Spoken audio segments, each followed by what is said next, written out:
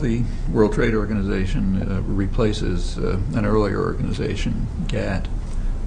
The World Trade Organization came into being through several rounds of negotiations. The Uruguay round was the one that founded it. And it's an organization of states in theory. In practice, it's an organization run by the richer and more powerful states and the multinational corporations that are closely linked to them.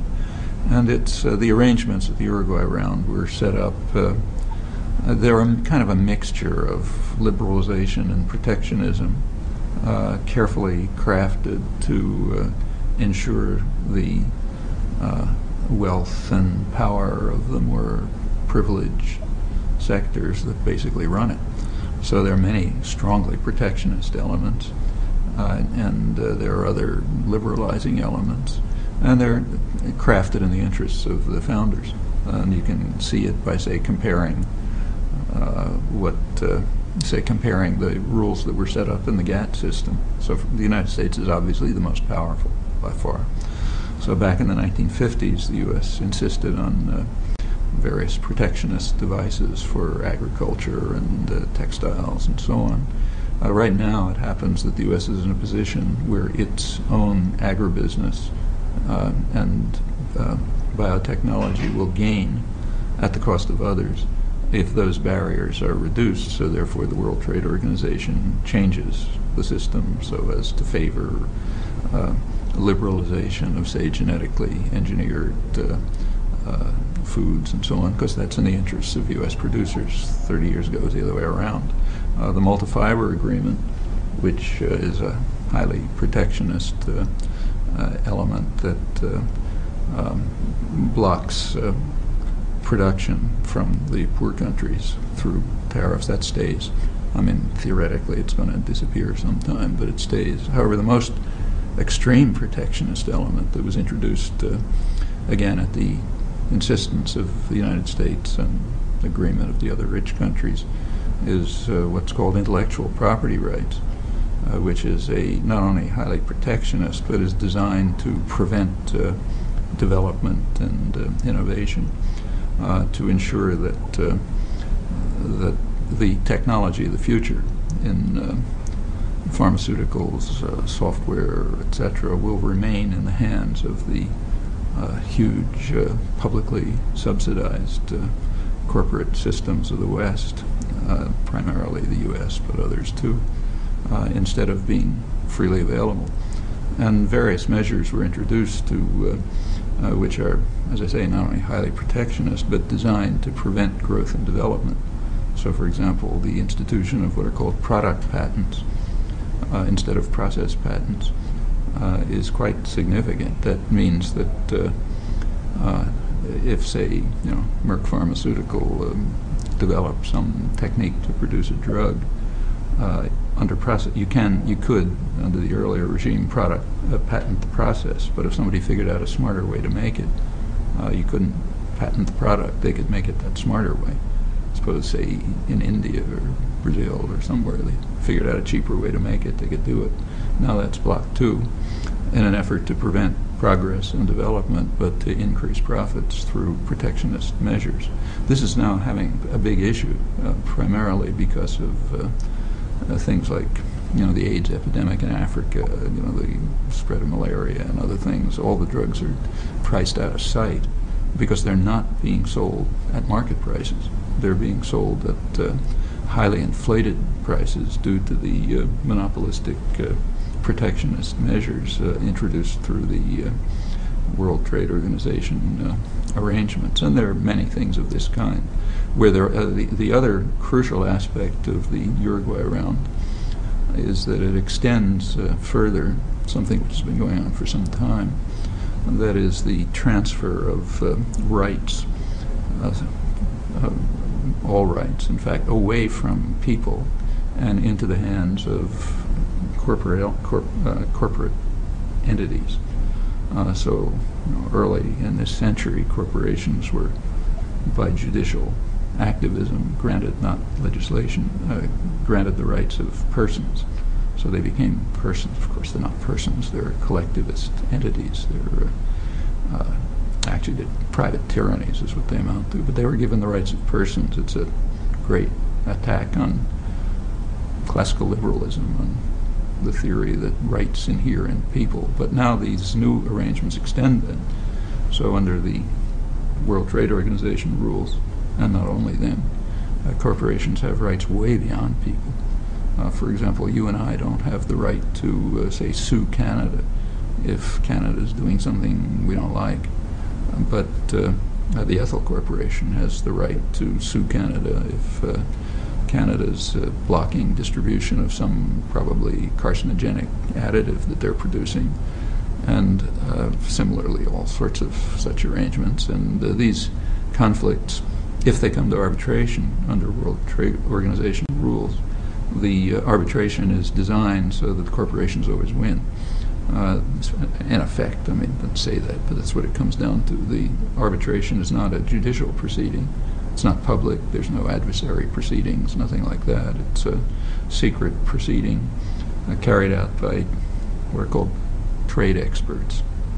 We can guess who they are. And they come down with a ruling, and you can predict what the ruling's going to be, and there's case after case where it works the way you'd predict. The idea is to eliminate the democratic right of people to decide what they want to eat, or what they want to breathe, or what kind of country they want to live in, or whatever, and to transfer that right into the hands of the private tyrannies, investors, lenders, and so on, banks,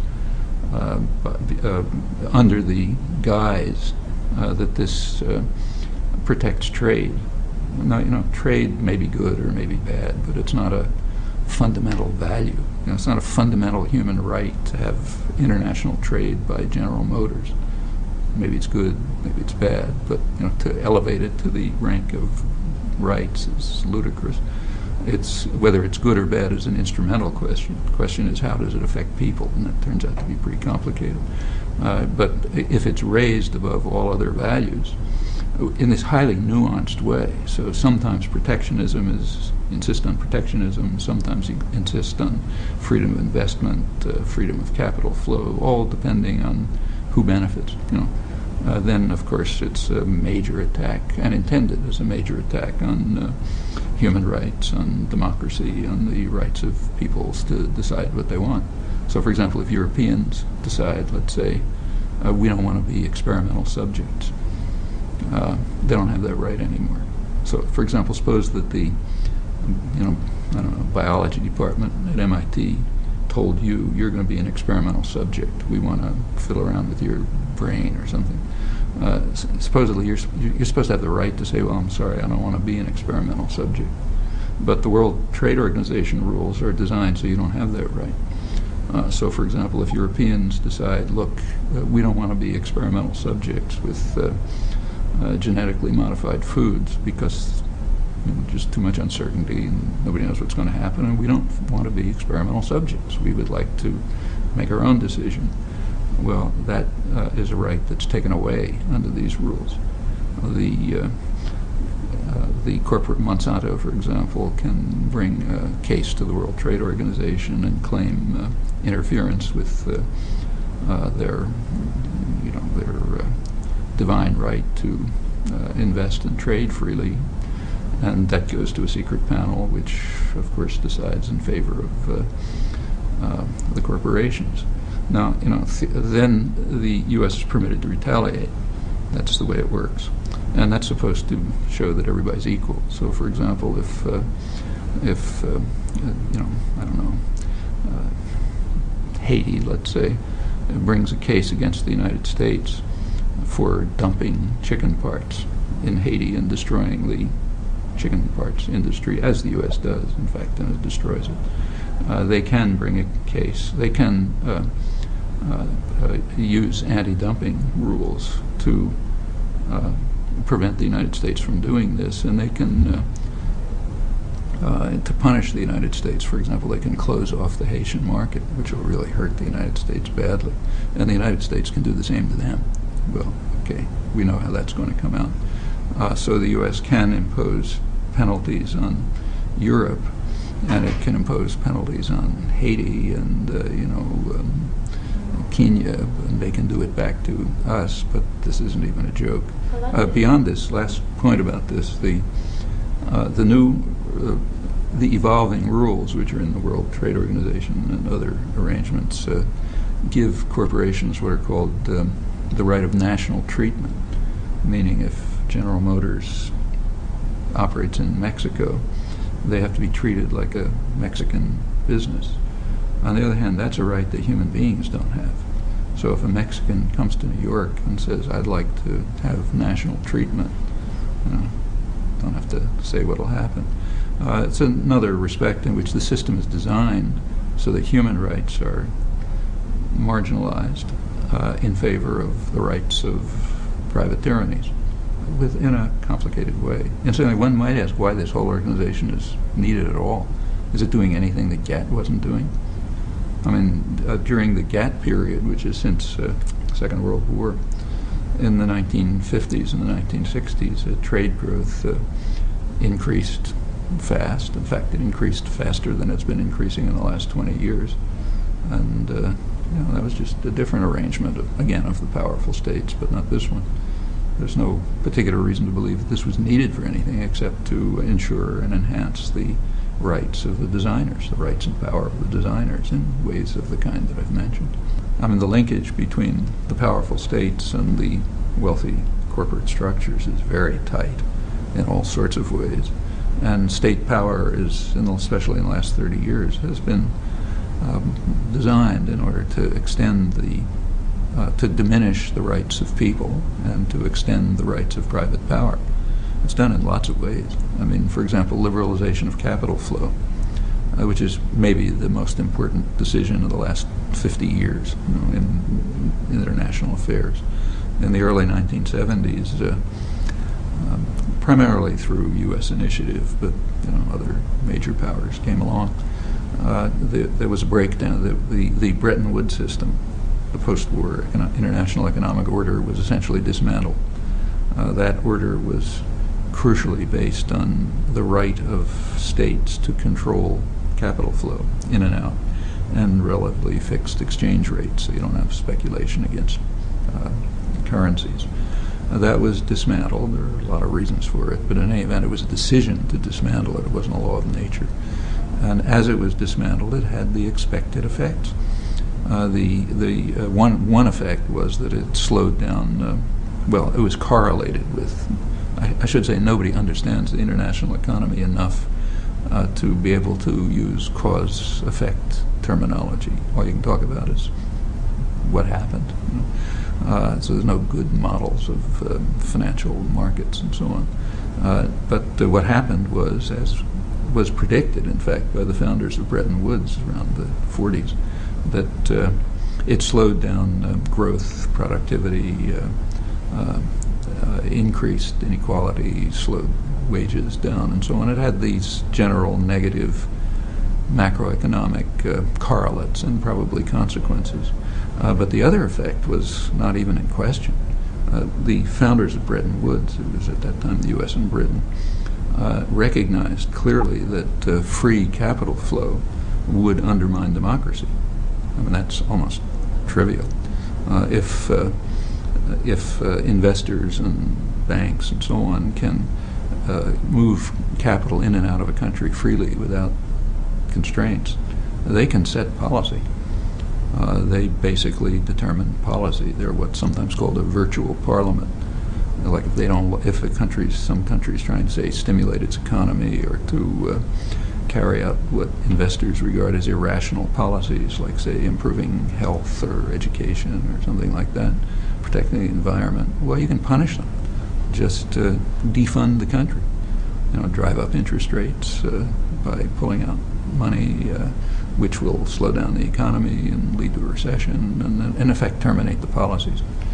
So allowing free it was well understood in the 1940s. This is perfectly explicit in the planning for Bretton Woods. Nothing, I'm making it up. It was understood, and it's kind of obvious, that unless a country can control its own capital, basically, with constraints on export of capital, with decisions about, under what conditions people can invest. Do they have to have, local privileges for, say, particular areas where you want to invest, or for minorities or women or something like that. Unless you have such constraints, the decision on how your country will run will be in the hands of the concentrations of international capital, not in the hands of its own population. So it's a weapon against democracy. At the time, in the 1940s, there was just overwhelming popular support around the world for, including the United States, for essentially social democratic policies, what we call a welfare state. Policies designed to, government policies designed for the welfare of the population. There was enormous popular support for that, and in fact even more radical alternatives, like dismantling private ownership. And there was a lot of fear about that, and the Bretton Woods system was designed to protect those rights. It's sometimes called embedded liberalism. Liberalism meaning free trade, but embedded in sort of what we call a welfare state measures, or social democratic measures.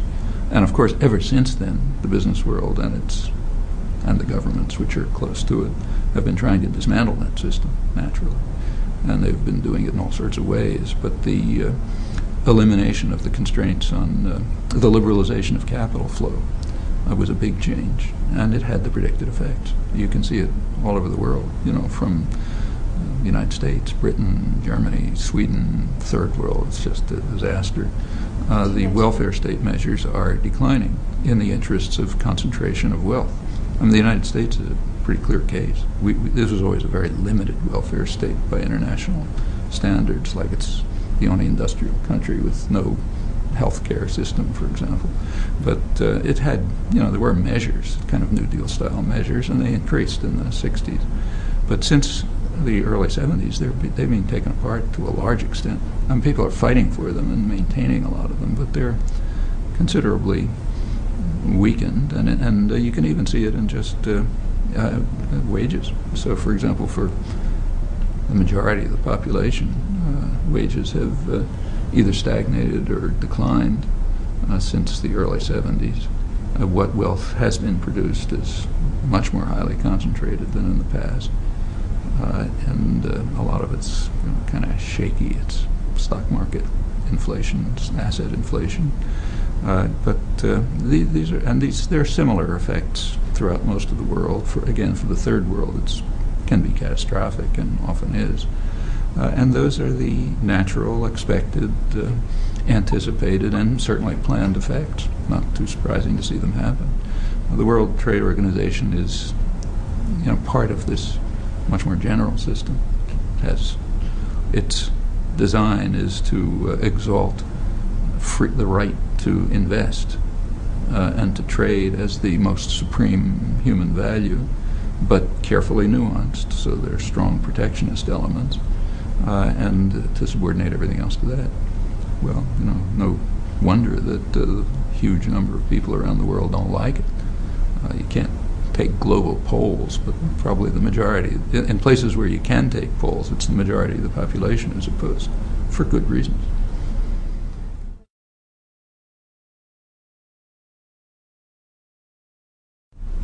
Good organization and education, but the population has been opposed all along. Take, say, NAFTA. When the intent was in 1992 to ram NAFTA through in secret. The signing of the treaty by the three presidents got virtually by the three executives got no publicity, but it's kind of broke into the public arena briefly. And then came a huge propaganda campaign to try to convince people to be in favor of it, and enormous. All the media were like probably 100% in favor, close to it, a no-brainer. Economic models proving how marvelous it's going to be. A massive campaign. Interesting effect is it didn't change people's minds. At the time of the NAFTA vote, the population was still opposed.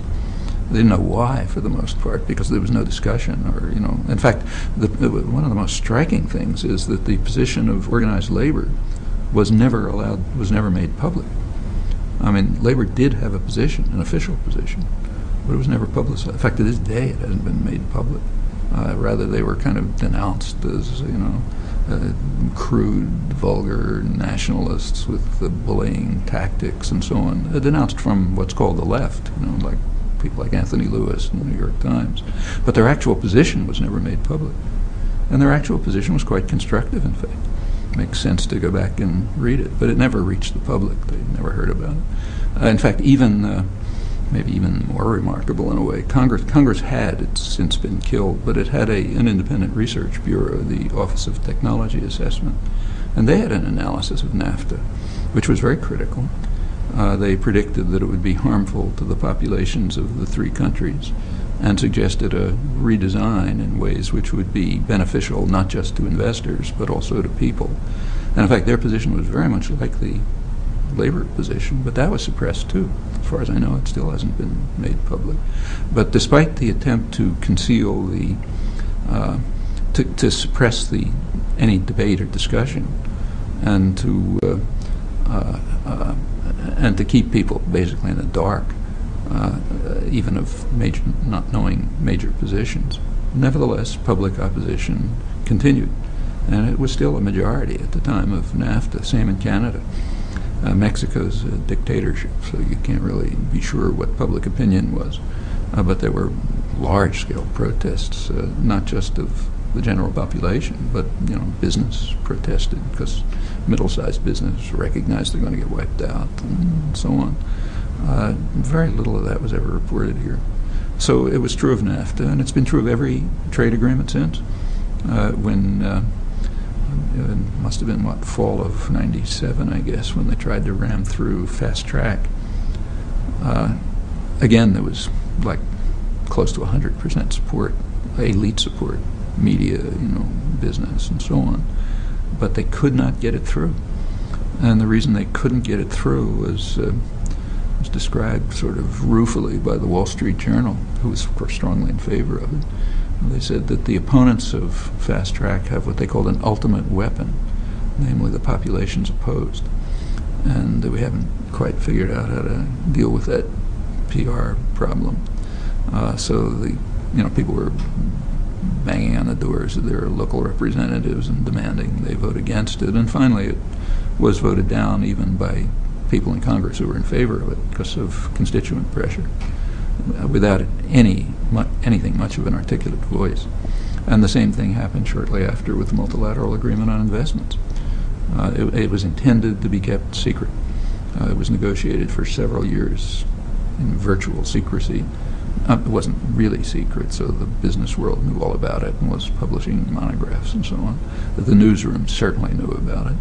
But there was virtually nothing published. I actually did a review of the media in several countries, and it's amazing how tight the discipline was. Finally, it kind of broke through, first in Canada,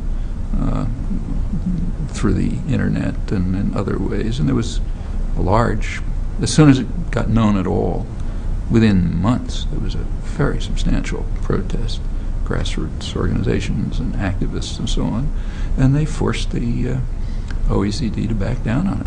And the OECD, the roughly 30 richest countries in the world, and the major corporations and the media and so on, that's a huge concentration of power, and nothing like it in world history. But they had to back down in the face of grassroots activism and organization. Well, that was 1998. It's a year before Seattle, so this shouldn't come as a big surprise. I mean, what happened was that there was enough very effective organization and educational programs and so on, so that people were out there in the streets. But it's a further development of the same very natural phenomenon, a reflection of the opposition to the dismantling of democratic structures and the attack on human rights and so on.